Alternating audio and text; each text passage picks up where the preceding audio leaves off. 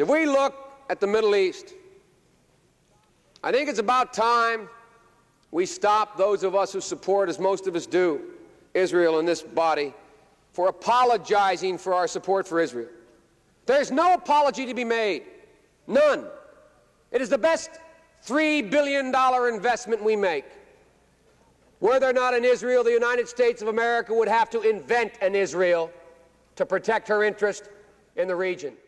Esta frase suena profética y para muchos provocadora, pero encierra la esencia de un debate que lleva más de un siglo sangrando el corazón de Medio Oriente. Hoy quiero que te enteres un poco de uno de los conflictos más complejos, antiguos y malinterpretados de la historia moderna. Pero para entender todo esto y por qué la situación en Medio Oriente está así, primero tenemos que responder una pregunta incómoda. ¿A quién le pertenece realmente esta tierra? Si retrocederemos un chingo de tiempo, porque antes de ser un conflicto político, esta franja de tierra entre el río Jordán y el mar Mediterráneo, del tamaño de una pequeña comunidad de cualquier país, ya era disputada por muchas razones. Aquí fluyen lo que sería África, Asia y Europa. Por esta razón, durante milenios este territorio fue crucial para muchos imperios, pero lo que lo hace único en esta región no solo es su geografía estratégica, sino que es el lugar más sagrado de las tres religiones más monoteístas más poderosas del mundo. Para los judíos es la tierra prometida, donde surgió el templo de Salomón. Para los cristianos es el escenario de vida y pasión de Jesucristo. Para los musulmanes es la cuna donde el profeta Mahoma ascendió a los cielos, albergando la mezquita de Al-Aqsa, el tercer lugar más sagrado del Islam. Esta mezcla de geografía y de geopolítica y de fe convirtió a la región en un polvorín donde cada piedra tiene un nombre, cada colina guarda una batalla y cada relato histórico tiene una versión opuesta. Para entender quién reclama esta tierra y a quién realmente le pertenece, debemos remontarnos a la Edad de Bronce, antes que ni siquiera existieran los judíos, musulmanes o cristianos. Esta región era conocida como Canaán. Los cananeos no eran un pueblo unificado, sino era una confederación de ciudades-estado, como Jericó o Jerusalén, que habitaban la franja costera y las rutas comerciales. Desde un punto de vista arqueológico e histórico, los cananeos fueron los primeros habitantes documentados en esta tierra. Ni siquiera había israelitas ni palestinos en el sentido moderno, pero sí los ancestros culturales de lo que vino después. Sin embargo, la narrativa que cimienta el derecho histórico del judaísmo no comienza con los cananeos, sino con un personaje clave, Abraham. Ahora bien, ¿qué dice la Biblia? Tanto la Torá judía como el Antiguo Testamento cristiano relatan que Dios le prometió a Abraham la tierra de Canaán para su descendencia. Esta promesa se concreta siglos después, cuando sus descendientes, liderados por Moisés primero y luego por Josué, supuestamente conquistan la tierra tras el éxodo desde Egipto. Aquí aparece lo que sería un punto de inflexión en la historia. La narrativa judía sostiene que ellos fueron los legítimos herederos de Canaán por mandato divino, creando lo que sería el Reino Unido de Israel, con sus reyes Saúl, David y Salomón, posteriormente creando el reino de Judea. Pero para el judaísmo y el Estado de Israel, este es su vínculo que tiene con esta tierra. En la narrativa musulmana palestina, desde su perspectiva, los cananeos son los ancestros originarios. Afirman que los relatos bíblicos de la conquista israelí representan en el mejor de los casos una mitología fundacional y en el peor una invasión de pueblos seminómadas que se asentaron y se mezclaron con la población local. Pero el Islam, la santidad de la tierra vino después, con las conquistas árabes. Pero también reconocen que los profetas judíos, como parte de su tradición, aunque con una vista distinta sobre la herencia territorial. Lo que sí afirma la historia es que en el siglo X existían entidades políticas hebreas en la región, pero el momento más crucial ocurre en el año 586 a.C., cuando el imperio neobabilónico destruye Jerusalén y su primer templo. La élite judía es llevada cautiva a Babilonia, dando inicio a la diáspora judía, aunque no fue la única ni la primera. A partir de ahí, esta tierra se convierte en un territorio de paso obligado para los imperios de turno. Y es que sí, pasaron un chingo de imperios, güey. El imperio persa, el imperio griego, el imperio romano, el imperio bizantino, el imperio islámico, los cruzados, los mamelucos y luego el imperio otomano. De todos los imperios que estuvieron ahí, güey, el más importante fue el imperio romano. Y es que este fue el quiebre definitivo para el judaísmo político en la antigüedad. Tras dos grandes revueltas judías y la rebelión de Bar Kokhba, Roma arrasa Jerusalén y destruye el segundo templo, y como castigo y estrategia renombra la provincia de Judea como Siria-Palestina, en referencia a los filisteos, enemigos históricos de los judíos, para borrar su memoria. Los judíos son masacrados, esclavizados y dispersos por el imperio. Entonces, ¿a quién le pertenece todos estos terrenos? Desde la evidencia histórica y arqueológica, la tierra de Palestina o Israel no le pertenece exclusivamente a ninguno de los dos pueblos. Históricamente ha sido habitada por múltiples etnias y pueblos y ambos tienen raíces antiguas en la región. Los cananeos, que era el pueblo originario de la Edad de Bronce, no fueron exterminados por completo. En la Biblia y en algunos documentos se nos cuenta que hubieron conquistas por parte de los judíos y que expulsaron a todos los cananeos, pero la verdad es que no, sino es que los cananeos se asimilaron con los otros pueblos que llegaron después, incluyendo los primeros hebreos. La mayoría de los arqueólogos consideran que los antiguos israelitas surgieron de un grupo dentro de Canaán. Igualmente pasa con la mayoría de la descendencia palestina. Los habitantes de la región que se quedaron, incluyendo judíos que se convirtieron al cristianismo y luego al islam, más árabes llegaron en siglos posteriores. También tienen descendencia cananea judía antigua, además de árabe. Ambos pueblos tienen legítimos vínculos históricos con la tierra, ninguno es dueño absoluto, los cananeos no desaparecieron del todo. Sus genes persisten tanto en los judíos como en los palestinos. Por eso la mayoría de los historiadores serios dicen que la tierra pertenece a ambos por igual, ya que esto es un derecho histórico que ambos tienen, aunque el conflicto actual es político y no histórico. Cuando el siglo XX comienza, esta tierra pertenecía administrativamente al Imperio Otomano. En ella vivían principalmente árabes, que se identificaban como una parte del mundo sirio-palestino, junto a una pequeña comunidad judía tradicional que residía en las ciudades santas. Pero en Europa un movimiento estaba a punto de cambiarlo todo. Un movimiento que ante el acoso y la persecución contra los judíos en el continente decidió que la única solución era precisamente aquella con la que abrimos este video. Si Israel no existiera, deberíamos crearlo. Este movimiento se llamó sionismo. Ya vimos cómo esta pequeña región pasó por muchas manos, pero para entender lo que vino después, primero hay que entender cómo era la vida ahí antes que la llegada del sionismo.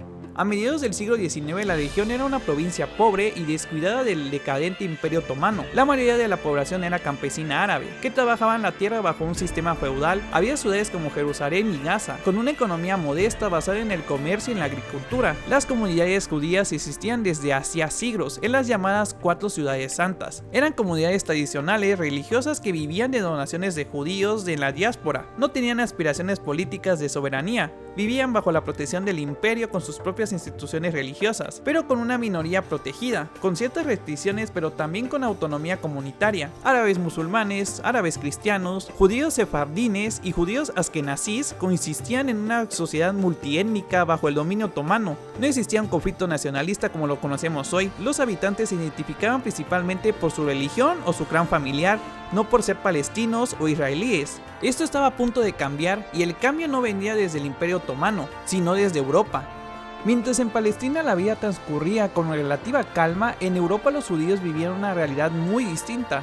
Durante el siglo XIX los judíos de Europa del Este y Centro enfrentaban un antisemitismo creciente. A pesar de los ideales de la Ilustración y las revoluciones liberales que prometieron igualdad, la realidad era que los judíos seguían siendo vistos como los otros. En el Imperio Ruso, tras el asesinato del zar Alejandro II, estalló una ola de protestas, matanzas organizadas contra las comunidades judías, que dejaron cientos de muertos y miles de desplazados. Fue en este concepto de persecución sistemática que surgió una idea revolucionaria, el sionismo político. Su principal arquitecto fue Theodor Herzl, un periodista judío austrohúngaro. Herzl no era particularmente religioso, inicialmente creía en la asimilación de los judíos en las naciones europeas, pero todo cambió en 1984, cuando cubrió el caso de Dreyfus en Francia. Alfred Dreyfus era un capitán del ejército francés, judío, que falsamente fue acusado de traición. Herzl observó horrorizado cómo en todo París, la cuna de los derechos humanos, las multitudes gritaban muerte a los judíos. Si en Francia, el país más liberal de Europa, un judío no podía tener justicia, entonces la asimilación era un fracaso. La conclusión de Herzl fue radical: el antisemitismo no desaparecería y jamás va a dejar de existir. Los judíos nunca serían plenamente aceptados en las naciones europeas. La única solución que tenemos los judíos es que tengamos nuestro propio estado soberano, donde pudiéramos gobernar nosotros y vivir libres de la persecución. En 1986 publicó El Estado Judío y el año siguiente organizó el primer congreso sionista en Basilea. ¿Y cuál es su propósito? Es importante definirlo porque no todo es sionismo. En su núcleo, el sionismo es un movimiento de liberación nacional del pueblo judío, que sostiene que los judíos tienen el derecho a la autodeterminación en su tierra ancestral, Sion. Desde su origen, el sionismo no fue monolítico, había diferentes corrientes. Existió el sionismo socialista, que proponía crear un estado judío con valores socialistas, y una fuerte énfasis en el trabajo manual con una forma de normalizar al pueblo judío, alejándolo de la imagen del judío comerciante. Y luego está el sionismo revisionista, que es una corriente más nacionalista y más militarista. Sostenía que el conflicto con los árabes era inevitable, porque los dos pueblos reclamaban la misma tierra, y que la única manera de establecer un estado judío era mediante la fuerza. Esta corriente es la que eventualmente daría origen a la derecha israelí. la cual es el partido que está en el poder actualmente, con Benjamin Netanyahu. Desde finales del siglo XIX, los primeros colonos sionistas comenzaron a llegar a Palestina, bajo entonces dominio otomano. Fundaron asentamientos agrícolas, compraron tierras a terratenientes ausentes y comenzaron a construir las bases de lo que sería el estado futuro. Esto generó una primera reacción de los campesinos árabes que trabajaban en estas tierras. Muchos fueron desalojados cuando las tierras cambiaron de manos y comenzaron a germinar un sentimiento de amenaza entre la población árabe local. El Imperio Otomano por su parte veía con recelo este movimiento. Los sultanes otomanos restringieron la inmigración judía y compraban las tierras, pero el imperio estaba débil y no pudo detener el flujo. Pero el peor error que pudo cometer el Imperio Otomano fue aliarse con Alemania y Austria-Hungría en la Primera Guerra Mundial. Al perder la guerra, los otomanos perdieron también sus territorios árabes, y el mapa de Medio Oriente fue literalmente redibujado de nuevo por las potencias vencedoras. Y aquí aparece la primera contradicción que definirá el conflicto. Durante la guerra, los británicos hicieron 10 propuestas diferentes a 3 grupos distintos, y ninguna de ellas era compatible con las otras. A los árabes se les prometió su independencia si estos se levantaban contra el Imperio Otomano. Gran Bretaña reconocería la independencia de estos territorios árabes, lo cual incluía, según la interpretación árabe, a Palestina. Inspirado por esta promesa, Lawrence de Arabia lideró la revuelta árabe que ayudó a derrocar a los otomanos. Pero mientras prometían independencia de los árabes, los británicos y los franceses firmaron en secreto el acuerdo Sykes-Picot, que dividió los territorios otomanos en esferas de influencia. Francia tomaría el control de Siria y el Líbano. Gran Bretaña controlaría Irak, Transjordania y Palestina. No había nada de independencia árabe, sino que era colonialismo disfrazado. Además de todo esto estaría la Declaración Balfour. El ministro de Asuntos Exteriores británicos, Arthur Balfour, envió una carta a los Rothschild, el líder de la comunidad judía británica, para ser transferida a la Federación Sionista. En esta carta dirigida a la familia Rothschild, que es una de las familias más ricas del mundo, proponía que ellos dieran dinero para la creación de un nuevo estado judío. Pero ¿por qué los británicos hicieron todo esto? La primera de todas es que Palestina estaba estratégicamente ubicada junto al canal de Suez, la ruta vital hacia la India. Creían que un estado judío aliado o amigo daría a Gran Bretaña una base leal en la región. Además, la presión de la élite. Algunos políticos británicos tenían unas convicciones religiosas y filosemitas. Muchos eran protestantes sionistas que veían el regreso de los judíos a Sion como un cumplimiento profético. El problema de la Declaración Balfour, que prometía un hogar nacional judío, es que en la tierra donde lo querían hacer, el 90% de la población local era árabe. Tras acabar la Primera Guerra Mundial, la Sociedad de Naciones otorgó a Gran Bretaña el mandato de Palestina. Formalmente, el propósito del mandato era administrar el territorio hasta que pudiera gobernarse por sí mismo, pero en el texto del mandato incorporaba literalmente la Declaración Balfour, obligando a los británicos a facilitar la inmigración judía y el establecimiento de un hogar nacional judío. Pero también los británicos se encontraron atrapados en medio de 2 nacionalismos en ascenso. Los árabes palestinos veían con alarma cómo la inmigración judía crecía. Estallaron disturbios violentos y los árabes exigían el fin de la inmigración judía y la creación de un gobierno árabe independiente. Los judíos sionistas seguían llegando en toneladas, fundaron ciudades como Tel Aviv, creaban instituciones autónomas y desarrollaban una economía y una fuerza de defensa. Consideraban que el mandato de Palestina era una promesa incumplida de un Estado.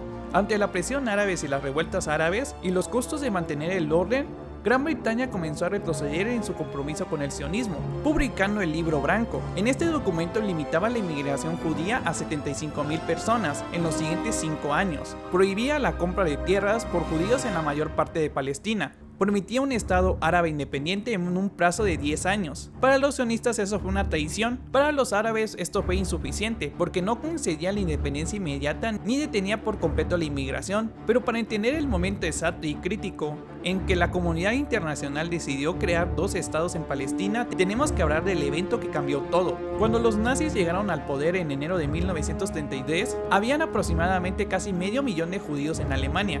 Al principio la política nazi no era del exterminio masivo, sino de forzar la inmigración judía. La consigna era hacer a Alemania libre de judíos, mediante la persecución sistemática y el despojo. Las leyes de Nuremberg despojaron a los judíos de su ciudadanía alemana. Tras esto se hizo la Noche de los Cristales Rojos. Las sinagogas ardieron por toda Alemania, miles de negocios judíos fueron destruidos y más de 30,000 judíos fueron enviados a campos de concentración. Pero para entonces ya era evidente que los judíos no tenían futuro en Europa. Pero había un problema: ¿a dónde podían ir? Desde 1938 más de 32 países se reunieron en la Confederación de Amiens, Francia, para discutir el problema de los refugiados judíos. El resultado fue desolador. País tras país cerraron sus puertas hacia los judíos. Estados Unidos mantuvo sus cuotas restrictivas. Gran Bretaña controlaba Palestina. Ya habían limitado la inmigración judía. Australia aceptaría algo pero con condiciones. La única nación o el único país que ofreció libertad a aceptar a todos los refugiados a gran escala fue la República Dominicana. Para los judíos el mensaje era más claro: el mundo ni siquiera los quiere. Cuando estalló la Segunda Guerra Mundial, la situación pasó de terrible a apocalíptica. Entre 1941 a 1945, los nazis implementaron la solución final: el exterminio sistemático de más de 6 millones de judíos europeos, un tercio de todo el pueblo judío mundial. Los judíos que sobrevivieron a los campos de concentración no tenían hogar al que regresar. Muchas de sus comunidades y hogares ya estaban aniquilados, y los países occidentales seguían sin quererlos. Entonces fue cuando la idea de un estado judío pasó de ser una aspiración sionista a una necesidad. Pero la parte que no te cuentan nunca es que antes del Holocausto hubo un momento en que los nazis y los sionistas se sentaron a negociar. Apenas 6 meses después de que los nazis llegaron al poder, la Federación Sionista de Alemania y el Banco Anglo-Palestino y las autoridades económicas nazis se juntaron para firmar este pacto. Funcionaba así: si un judío alemán quiere inmigrar o salir de Alemania, tendría que hacerlo hacia Palestina, pero antes tenía que depositar todo su dinero en una cuenta bloqueada en Alemania. Este dinero no podía salir del país directamente, pero se usaba para comprar productos alemanes, materiales de construcción, maquinaria agrícola o cualquier cosa, que luego se exportarán a Palestina. Ahí la empresa Javara vendía estos productos y entregaba el dinero en libras palestinas al inmigrante ya instalado. En términos simples, los bienes alemanes se convertían en un puente para transferir capital judío a Palestina. Este acuerdo permitió que más de 60.000 judíos alemanes pudieran inmigrar a Palestina, transfiriendo un total de 150 millones de marcos.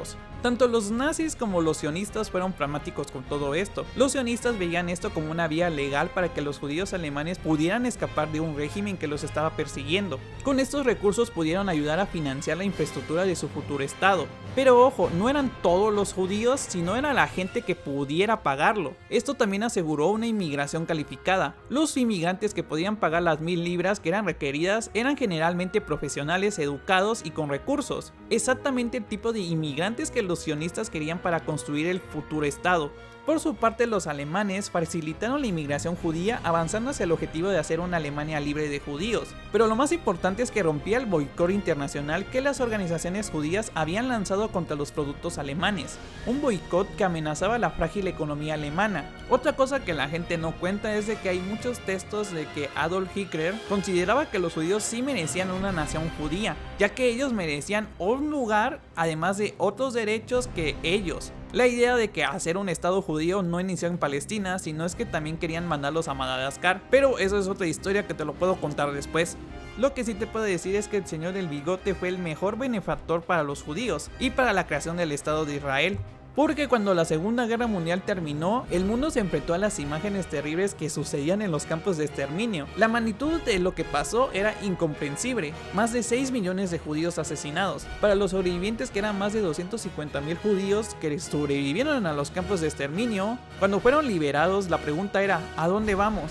Muchos no querían regresar a su país de origen, donde sus vecinos a menudo los habían traicionado o incluso insultado, donde sus comunidades ya ni siquiera existían. Lo único que quedaba era ir a Palestina, pero Gran Bretaña mantenía sus restricciones del Libro Blanco. Judíos que intentaban llegar a Palestina eran interceptados por la Marina Británica y enviados a campos de detención.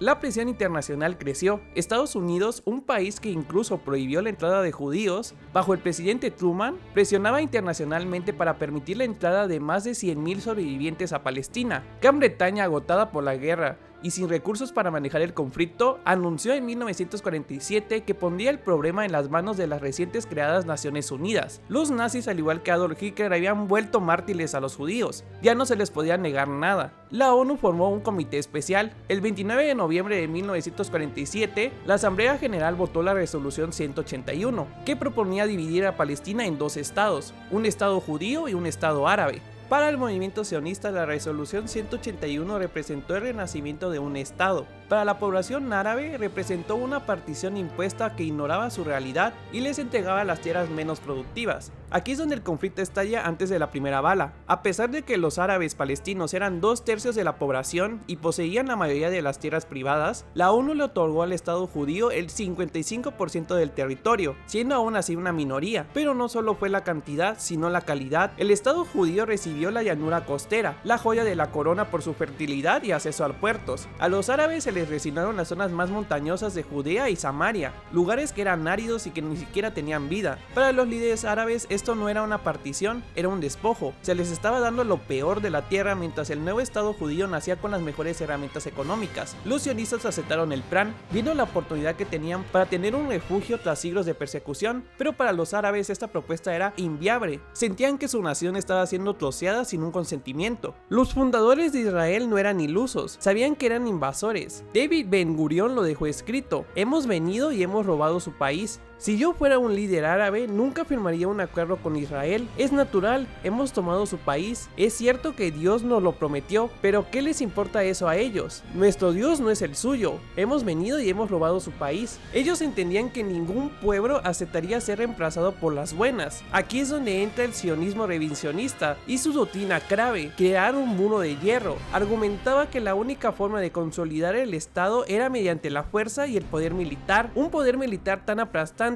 que los árabes perdieran toda esperanza de resistencia. No se trataba de convivir, se trataba de someter al otro pueblo. En 1948, mientras que Israel celebraba su independencia, para el pueblo palestino comenzaba la Nakba. Mientras los árabes eran desarmados por los británicos, las milicias sionistas se armaban masivamente. También había un componente que muy pocos conocen, y es que el nuevo Estado judío necesitaba el darwinismo social, y es que los sionistas querían enterrar esa imagen del judío de la diáspora, el judío que era perseguido, intelectual y débil, para crear al Sabra, el guerrero judío alto, fuerte y despiadado. Para que este nuevo judío naciera, el palestino tenía que ser borrado del mapa. Pero ¿cómo es posible que un estado tan pequeño se convirtiera en una potencia militar de la nada? Pues todo esto se debe gracias a la mayor inversión de la historia de los Estados Unidos. Para Estados Unidos, Israel no es simplemente un aliado cualquiera, es su portaaviones insumergible en Asia Occidental. Con más de 150 billones de dólares de ayuda militar, Estados Unidos compró un vigilante en la región más rica de petróleo del mundo. Esta alianza no trajo estabilidad a la región, sino que desequilibró la balanza para siempre,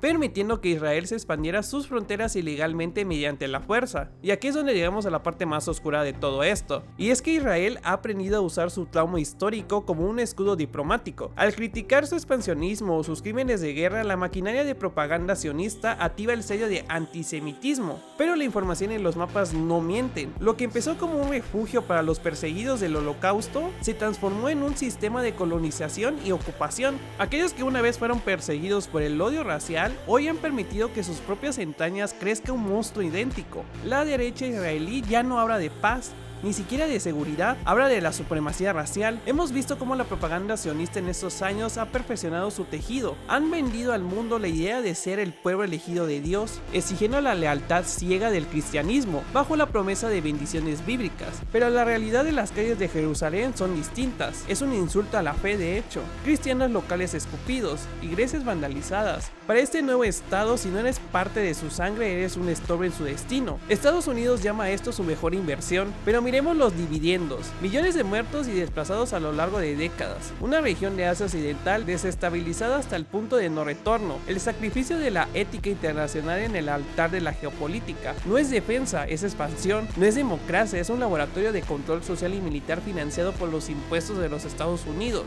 Lo que se está presenciando en Gaza no es el final de una guerra, es el inicio de algo muchísimo peor, una era de impunidad. Si aceptamos que un estado pueda borrar a un pueblo entero con el permiso de las potencias, hemos firmado nuestra propia sentencia, porque en este juego de intereses estratégicos las reglas se rompen para todos, pero mañana, cuando el precedente de la fuerza bruta sea la única ley, nunca se sabe quién será la siguiente víctima. La verdad me costó muchísimo hacer este video, la verdad, hay muchísima información, muchos datos, dependiendo de qué lado estés, pues la historia cambia. Lo hice lo más neutro posible esto, y ojalá que les haya gustado. Pueden dejar sus comentarios ahí si algo me equivoqué o algo que quieran comentar, porque la verdad este es un tema demasiado serio, hay demasiada información y la verdad pues con estas redes sociales y toda esta información que tenemos al alcance, cualquier pendejada puede resultar cierta o no. Agradezco demasiado su apoyo que me han dado en mis redes sociales, tanto en YouTube como TikTok. Soy un creador de contenido pequeño, la verdad no sé si mis videos son buenos o malos, pero lo hago con todo el cariño para que ustedes los puedan ver. Se lavan la cola, hasta luego.